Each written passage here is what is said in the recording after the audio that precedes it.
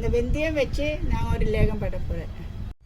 கொஞ்சமாக மிளகு, கொஞ்சமாக ஜீரகம், கொஞ்சம் உப்பு இதெல்லாம் சேர்த்து நம்ம இதை அரைச்சிட்டு வந்துடலாம்.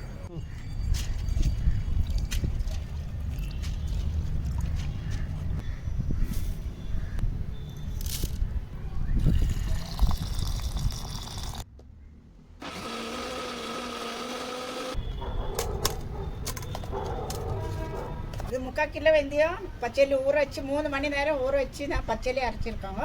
சில பேர் அவிச்சிட்டு அரைக்கிறாங்க. நாங்கள் பச்சையிலே அரைச்சிட்டு இது லேகம் செய்ய போகிறோம். இது வந்து ஒரு கடாயில் கொட்டிடுச்சு. இப்போ 3 தேங்காய் திருவி நான் பால் எடுத்து வச்சுருக்காங்க. ஃபஸ்ட்டு எடுத்த பால் இது, ரெண்டாவது எடுத்த பால் இது. 1.5 கிலோ வெல்லம் பாவு எடுத்து வச்சுருக்காங்க. நம்ம இதில் இந்த ரெண்டாவது எடுத்த பாலும் வெல்லம் இதில் சேர்த்துட போகிறோம். இப்போ மண் இருக்கும், அதனால் நம்ம அரிச்சு எடுத்துக்கலாம்.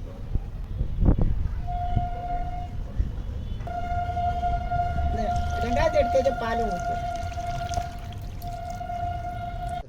50 கிராம் கல்கண்டு போட்டுடலாம். ஒரு 10 கிராம் உப்பு போட்டுடலாம். 50 கிராம் நெய் போட்டுடலாம்.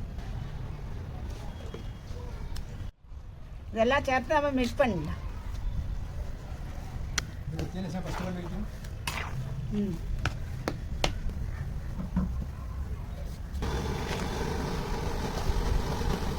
இது ரெடியாகி வர்றதுக்கு 1.5 மணி நேரம் ஆகிடுவாங்க. இப்போ நான் இதில் கொஞ்சமாக மஞ்சத்தூள் போடுறேன். இது 1/2 மணி நேரம் ஆச்சு. இது கிண்டாந்து ஆரம்பிச்சுட்டு இப்போ இந்த ஃபஸ்ட்டு எடுத்து வச்ச தேங்காய் பால் ஊற்ற போகிறது. கொஞ்சம் கொஞ்சமாக ஊற்றிடலாம். இப்போ நான் இது அடுப்பில் வச்சு 3/4 மணி நேரம் வச்சு இன்னும் 3/4 மணி நேரம் இது ரெடி ஆகுது. ரெடி ஆகிறத பார்க்கலாம். இப்போ இது நான் அடுப்பில் வச்சு 1/4 மணி நேரம் ஆச்சு. இனி காலை வரல இது நம்ம இறக்கிடலாம். அதுக்குள்ளே இந்த சாளி கொஞ்சம் நெய்யில் வறுத்து வச்சுருக்காங்க, அது இதில் போட போகிறேன்.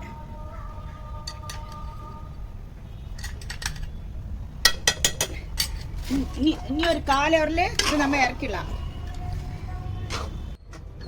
இதுலேயே ரெடி ஆயிடுச்சு. கரெக்டாக 1.5 மணி நேரம் ஆயிடுச்சு. இது நம்ம ஸ்டவ் ஆஃப் பண்ணிட்டாங்க. இது ஆறின பிறகு நம்ம வேறு பாத்திரத்துலேயும் மாற்றிடலாம்.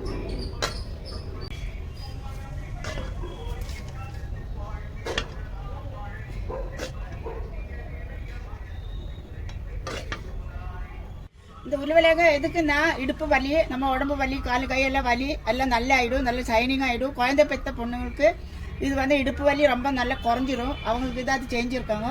இது 1/2 கிலோ இருக்கும். இதுதான் ஒரு குழந்தை பெற்ற ஒரு பொண்ணுக்கு நம்ம கொடுக்க வேண்டியது. ஒரு வாரம் வச்சு சாப்பிடலாம். இது